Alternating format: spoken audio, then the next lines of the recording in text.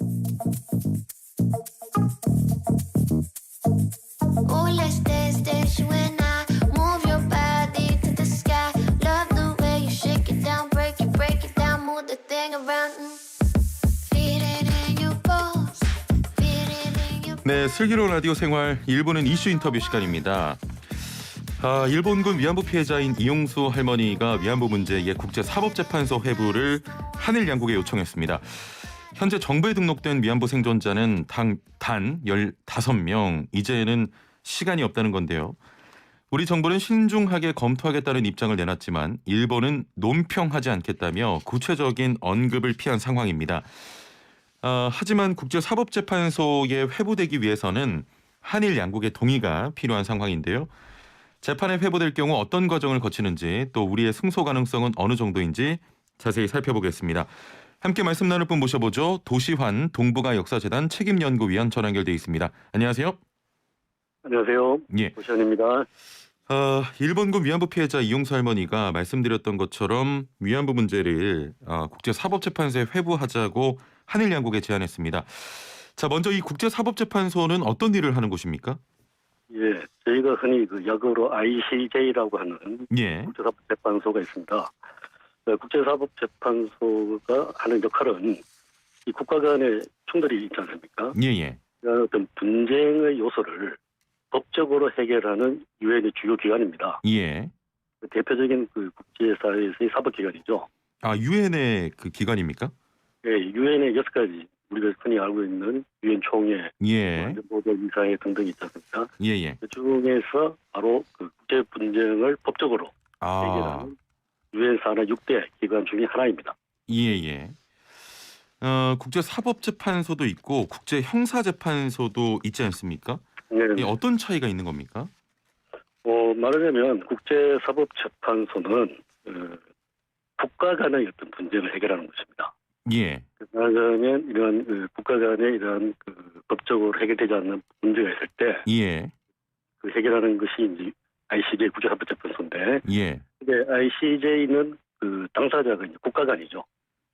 그에 반해서 그 국제형사재판소는 뭐냐 하니까 이게 이제 2002년 7월 1일 날 예. 발족한 기관인데 21세기 들어와서 이제 만들어진 기관이죠.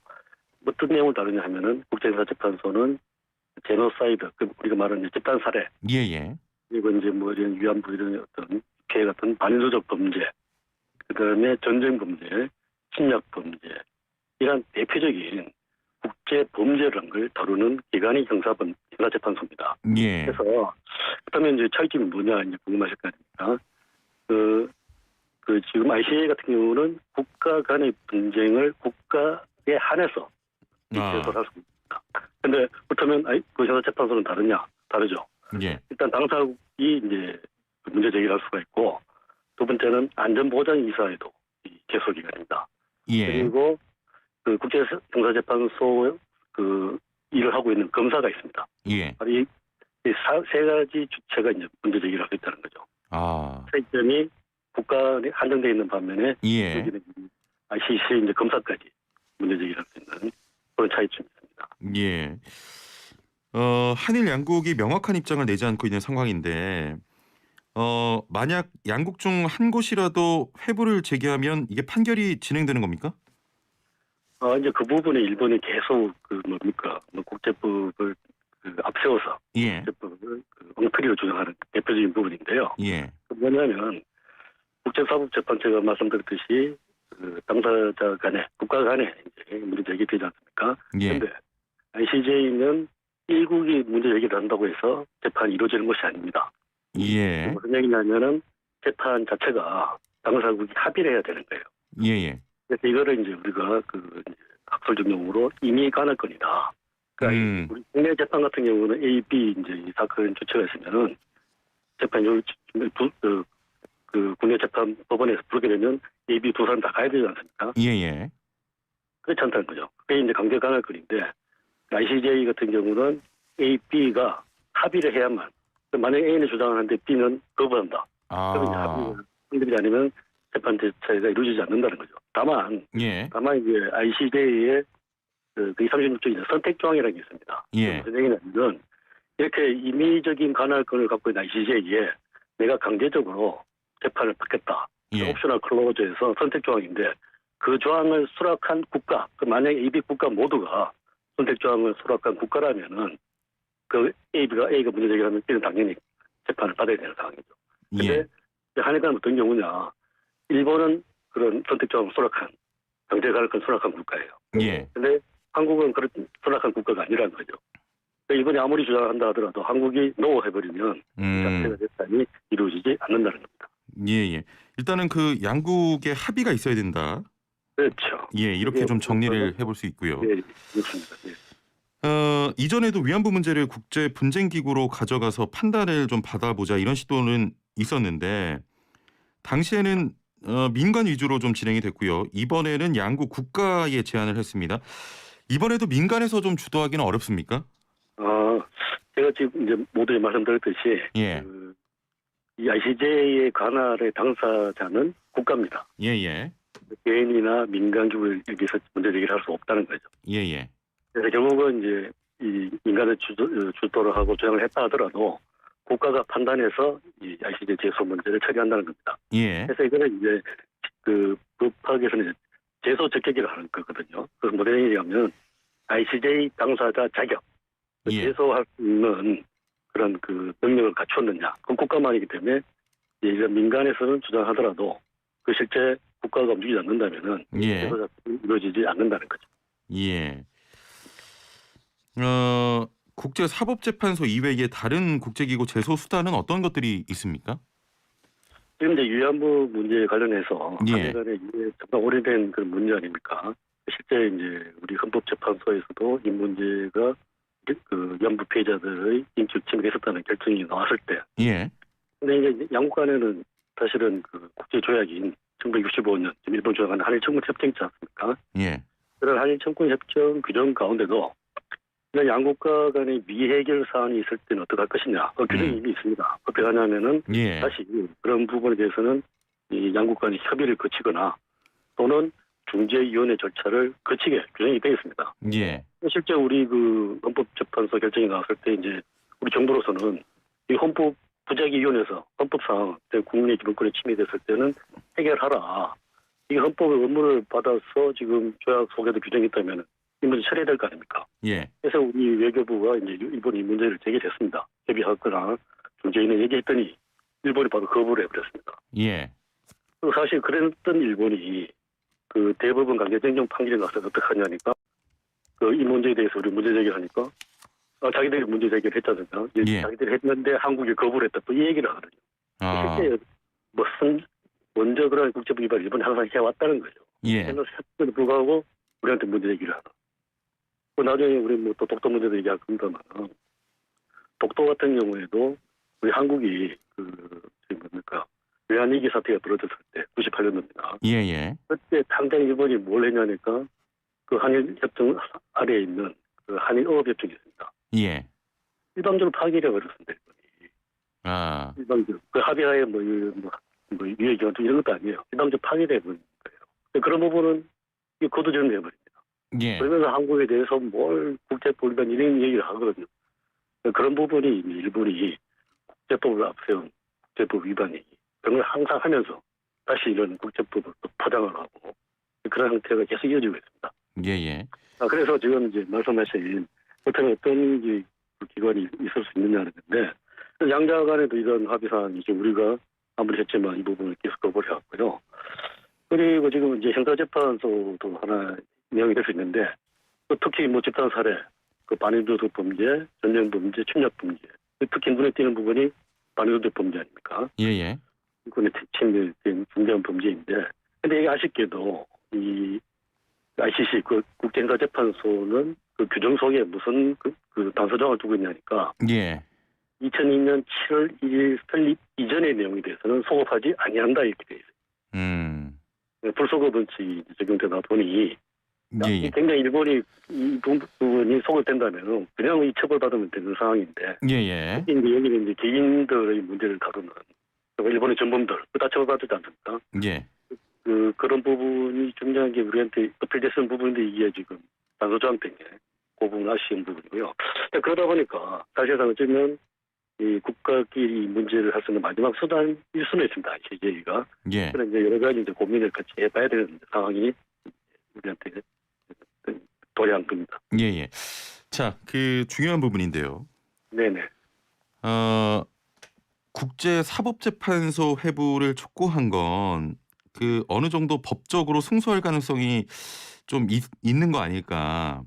네. 실제로 승소 가능성은 좀 어느 정도라고 보십니까? 지금 사실 전화 상태가 좀 좋지 않아서 조금만 천천히 말씀해 주시겠습니까? 천천히요? 예. 지금 이제 ICJ 언급이 됐으니까 예. 승소할 가능성이 있느냐 이제 이 질문인데요. 예.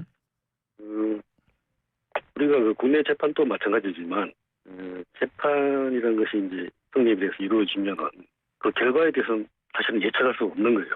예. 그러다 보니까 이제 우리 고민이 이제 그 부분인데요. 예. 특히 이제 이 유사한 사례가 ICJ 2012년 판결에 나온 게 있습니다. 예. 그게 흔히 이제 언급되는 부분인데 바로 이태리와 독일 간에 전시 강제 노동을 당한 이태리 피해자가 있어요. 좀 유사하군요. 우리와 일본 관계에서. 예. 그런 부분이죠. 예. 이태리라는 피해자 문제인데 이 부분이 이태리 불평에서 재판 요즘에서 이 불평에 대한 피해다 해서 이제 결국은 이 문제를 이태리 차원에서 ICJ 문제가 제소됩니다. 예. 그래서 이제 독일 간에 이제 이 문제가 이제 소송이 이루어지죠. 예. 근데 이제 우리가 생각할 때는 당연히 오늘 이런 중대한 인권 침해 문제에 대해서는 당연히 그 이태리가 이길 것이다 이렇게 우리가 다 예측을 했지 않습니까? 그렇죠. 예. 근데 결과가 반대 결과가 나왔어요. 독일이 이긴 겁니까? 독일이 이겼습니다. 예. 그러다 보니까 상당히 우리가 국제법을 공부하는 사람 입장에서도 좀 충격이었어요. 그래서 도대체 뭘 근거로 이런 판결이 맞는가? 예. 따져봤습니다. 따져봤더니 결과적으로 이제 이 독일이 성사한 내용을 봤더니 딱 우리가 지금 일본이 떠드는 얘기 하나 있죠. 주권 면제. 주권 면제. 이런 문제가 딱 부과하게 돼요. 예. 무슨 얘기냐면 한국과의 법원이 다른 나라를 어떤 소송 당사자로 끌어들여가지고 주권 문제를 심판할 수 없다. 이게 하나의 국제사법인데 그거를 여기다가 지금 적용해서 사실은 이태리가 지게 되는 그런 상황이 벌어졌거든요. 불법행위에 대해서도 주권 면제가 적용이 됩니까? 그러니까요. 저는 저희들이 바로 놀랐던 부분인데, 근데 그 주권 면제라는 부분을 전면에 내세우기에는 이 재판정이 좀 부담을 느꼈는지 우회를 하겠죠. 우회를. 그 무슨 얘기냐면 그 아까 말씀드렸던 형사재판소 있지 않습니까? 집단 살해, 반의도적 범죄, 전쟁 범죄, 침략 범죄 이러한 어떤 범죄를 저지른 개인은 반드시 국제사회가 인정하겠다 해서 ICC가 다루는 범죄들이죠.